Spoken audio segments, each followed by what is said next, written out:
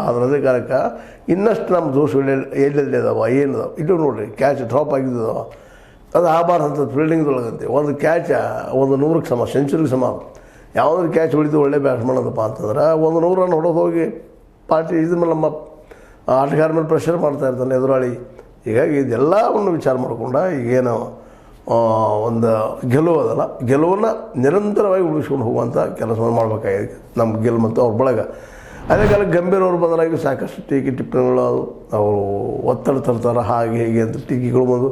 ಆದರೆ ಈ ಗೆಲುವಿನಲ್ಲಿ ಡಿಲ್ ಅಂತಲ್ಲ, ಇಲ್ಲೂ ಅದ ಒತ್ತಡ ಇಲ್ಲ ಅಂತಲ್ಲ, ಪ್ರತಿಯೊಬ್ಬರಿಗೂ ಗೆಲ್ಲುವ ಹುಚ್ಚಿದ್ದೇ ಇರ್ತದೆ. ಗೆಲ್ಲಬೇಕು, ನಾ ಕೋಚ್ ಇದ್ದಾಗ ನನ್ನ ಟೀಮ್ ಗೆಲ್ಲಿ ಅಂತ ಎಲ್ಲರಿಗೂ ಇರ್ತದೆ. ಆದರೆ ಇನ್ನೊಂದು ಏನಪ್ಪ ಅಂತಂದ್ರೆ ಅದು ಎಲ್ಲರಿಗೂ ಸಾಧ್ಯ ಆಗೋದಿಲ್ಲ. ಕಾರಣ ಅಂದರೆ ಅದೇ ಹೇಳ್ತಾರಲ್ಲ, ಕ್ರಿಕೆಟ್ ಇದೇನಪ್ಪ ಅಂದ್ರೆ ಅನ್ಸರ್ಟನ್ ಗೇಮ್ ಅಂತ, ಅನಿಶ್ಚಿತತೆ ಆಟ. ಅದಕ್ಕೆ ಯಾರು ಆವತ್ತು ದಿನ ಅಂದಿನ ದಿನ ಯಾರು ಚೆನ್ನಾಗಿ ಆಡ್ತಾರೆ, ಯಾರು ಸರಿಯಾಗಿ ಬ್ಯಾಟ್ ಬೀಸ್ತಾರೆ, ಯಾರು ಸರಿಯಾಗಿ ಬಾಲ್ ಹಾಕ್ತಾರೆ, ಮತ್ತು ಬಾಲ್ ಹಾಕಿದ ವಿಕೆಟ್ಗಳು ಮತ್ತು ಪ್ಲಸ್ ರನ್ ಕಡಿಮೆ ಕೊಡ್ತಾರೆ, ಅವೆಲ್ಲ ಕಾರಣ ಆಗ್ತವೆ. ಅದಕ್ಕೆ ಮುಖ್ಯ ಅಂದರೆ ಫೀಲ್ಡಿಂಗ್. ಎಲ್ಲ ವಿಭಾಗದಲ್ಲೇ ಇಂಗ್ಲೆಂಡ್ದವ್ರಿಗಿಂತಲೂ ಒಂದು ಸ್ವಲ್ಪ ಉತ್ತಮವಾದ ಪ್ರದರ್ಶನಂತೆ ನೀಡಿದ್ದಾರೆ ಭಾರತೀಯ ಆಟಗಾರರು. ಇವರಿಗೆ ಹೃದಯಪೂರ್ವಕ ಬಂಧನ ಹೇಳುವುದಷ್ಟೇ ಅಲ್ಲ, ಮುಂದಿನ